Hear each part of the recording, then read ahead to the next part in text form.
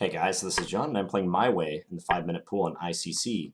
As Christoph will say, this is Myway from Norway. The Budapest Gambit. I'm going to be lame and not take that pawn, because I just don't want to get into a theory fest right now. I would prefer just to play something and be on with it. Let's see if he plays e3 and makes this a true gambit. He can choose not to do that. I know knight f3 on move 3 is not the way to play against this. Of course, d takes e5 can be the only correct way to play. But I've been kind of on a stint lately in my games where I've just been trying to make good practical decisions. And I don't know, this strikes me as a decision that can be made in a 5-minute game without surrendering too much, let's say.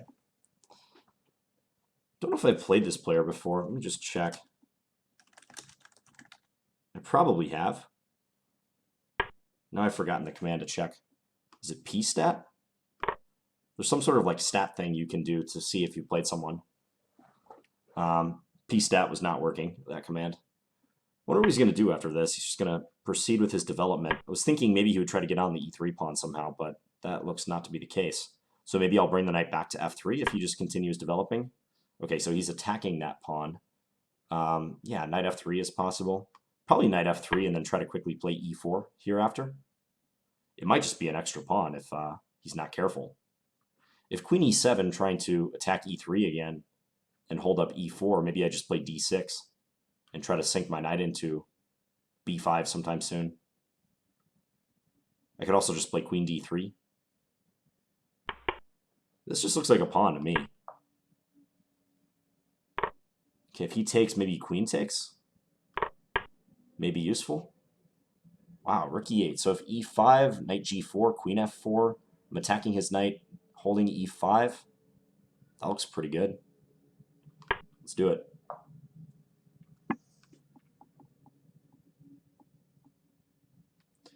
You can play knight h5, but maybe then queen h6, and I already have knight g5 in the chamber. Prime to make that knight jump. Yeah, this is pretty awful for black, I think. Knight g4 is the only consistent aggressive move, but just queen f4. I think he might have been thinking I was going to take with a rook. And after that, e5, knight g4, it would have been more difficult, if not impossible, for me to hold the e5 pawn. But I think he maybe made the wrong assumption. All right, so come here. d6. Yeah, I guess he's going to try to get the knight into, in the event that I take, try to get the knight into e3. I could also just push, though, couldn't I? Like push, and then I'm threatening queen takes g4. Let's do that. We'll be practical once again. I think taking the pawn was also fine. Like knight e3 was not a huge deal. I could always play rook c1 or something. But then he's getting some play, like bishop f5. He's already lost one pawn, so sacrificing another one would probably not give him sleepless nights. So maybe just doing this and pushing and being okay with being up one pawn is sufficient for us. I can leave that pawn if I want. Like taking is probably the best though. Now e4. Yeah, let's just play e4.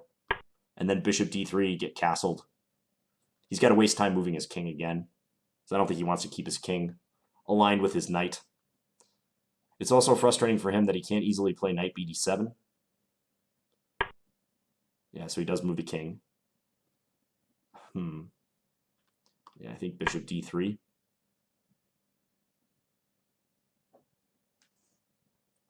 This looks like a Benoni that has gone terribly awry for black. And I should know because I played a Benoni that nearly went terribly awry in my last Blitz game against XL 200. You know what? He might be able to play knight bd7 here, in fact. If queen takes d6, knight e5 is possible. But then I could take on d8. He takes d3 check, but I have king d2. Okay, and then after he takes my queen back, I just take d3, and I'm up 2 pawns after that still. Okay, so he's going to start firing. What's the point of this move? So if take, is he going to go a6? I don't really believe that. All right, show me what you got. You could play c4 or something, but and even just taking the pawn on c4 or bishop c2 if absolutely necessary. getting a ton of pawns now. Just continue chopping. I'm greedy, you know. Whenever presented with the opportunity to take something, I just think, what would Korchnoi do? And Korchnoi would probably grab the pawn. Okay, so he's stopping me from castling kingside, but just castle queenside, I guess. Yeah. He should probably play knight bd7 now. And then I can maybe play rook hf1, which discourages a knight that will be on d7 from moving. All right, so he does that instead. Yeah, there's some discoveries I got to be concerned about. Let's just come here. I'm going to try to stick the queen on d4. We'll just look for a trade. He's getting very low on time now. So quick, practical decisions. Up the 3 pawns. That's what I'm going to do from this point forward. Maybe g4, g5. He's probably going to play that knight into e5 soon to block things up if he can. Let's just play our king over. Bring this back for protection. a7 is kind of hanging, but that pawn I probably won't take. It's a weakness anyways. It's not going anywhere.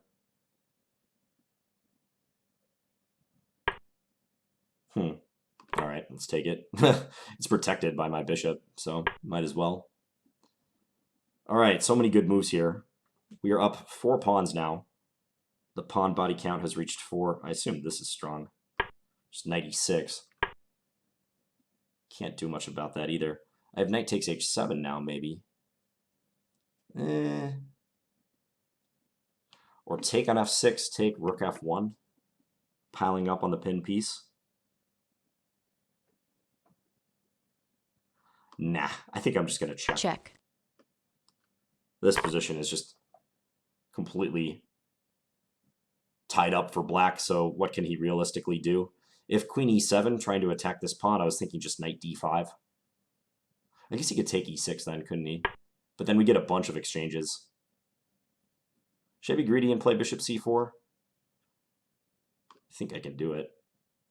Yeah, let's play that. We'll just hold the pawn. Maybe the bishop's coming to d5. Some piece will come to d5. I'm also hitting d6 a couple times. g4 is still a potential threat.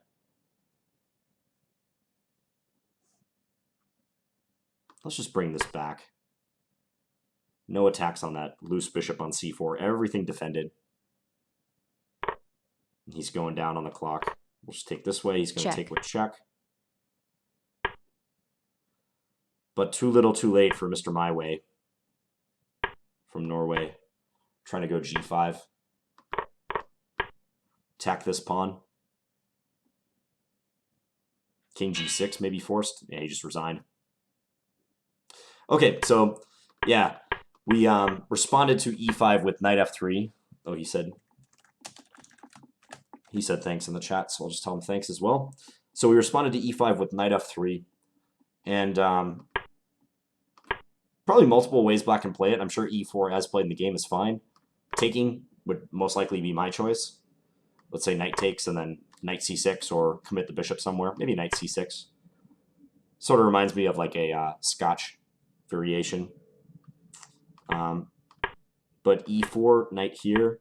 And he seemed a little hesitant about when to play e3 or whether to play e3 at all, because he could sack the pawn right away.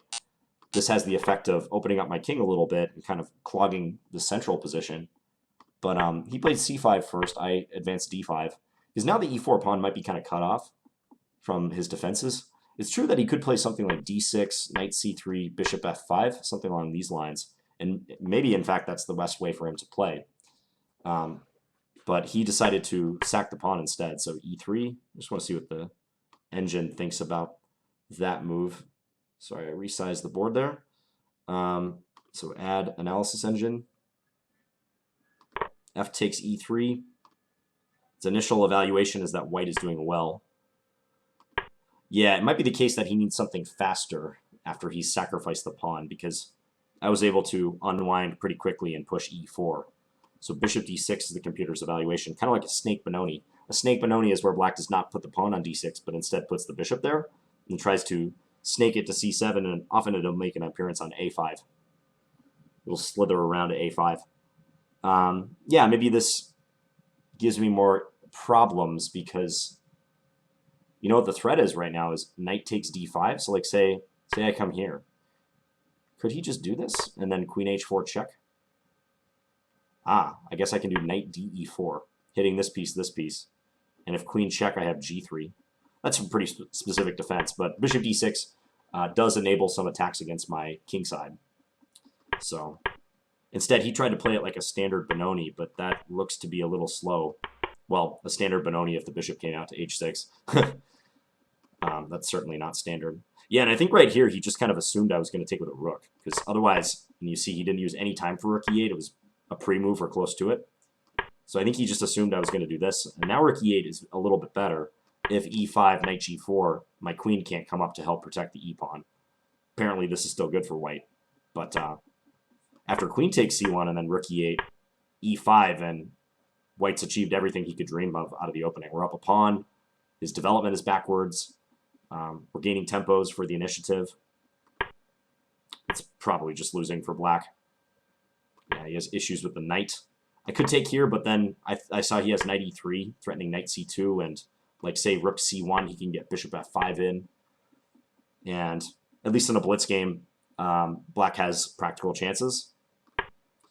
So e6 just looks to be the stronger move, cutting off the coordination and the defense of the knight on g4. So he dropped this back. Check. I took. Knight e4 would have been a good move. I didn't see that. Point being that if he takes, then we take here with check, supported by the queen now. Check. And we're going to go pick up that rook on e8 and be up even more material. Okay, now knight e4 would have been a nice check continuation. But I just banked the pawn. He has to waste a tempo getting out of the f file. And he kind of went crazy and started sacking more, but I can't really blame him because normal play will not yield black anything. I mean, if he could quickly bring his knight to e5 and blockade that square, he might have something. Because the pawn that I'm up is the e-pawn, and it is blockaded right now. So if he could like firmly blockade it, like put a solid piece on that square that I'm unable to chase away easily, then he might have a point, and maybe he can claim some compensation. But like if here, I think I can just grab on d6. And I was looking at knight e5 now. Queen takes d8, knight takes d3, check. Trying to win a piece, but I always have just king d2, rook takes d8. He's got to recover his queen. And then I take here, and I'm just up 2 pawns. So it doesn't appear to be working. Yeah, I mean, b5 is unsound, but it's understandable. So I castle queenside. He stopped me from castling kingside, but my king is plenty safe on the other wing, I think.